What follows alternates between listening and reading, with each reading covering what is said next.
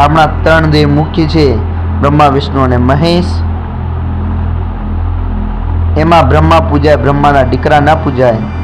વિષ્ણુ પૂજાય, વિષ્ણુના દીકરા ના પૂજાય. પણ આ એક જ દેવ એવો છે. પણ ભગવાન શિવની આરાધનામાં દેવાધિ મહાદેવ શું કામ કીધું? પોતે ભગવાન શિવ પૂજાય. અમની અર્ધાંગની ભગવતી ઉમા અને પાર્વતી પૂજાય.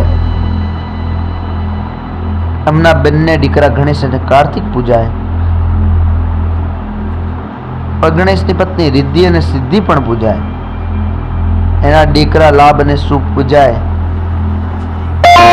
સિંહ ઉપર સવારી કરે છે, ભગવતી પૂજા જગદંબા પૂજાય.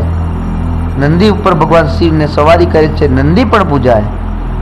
એને ભગવાન શિવના ગળામાં જે સર્પ હોય છે એની પણ પૂજા થાય. એનું સમગ્રત્વ પૂજાતું હોય. જેના સમગ્ર શિવતવ અને સુખતવ હોય એને દેવાધિદેવ કહેવાય, એને મહાદેવ કહેવાય.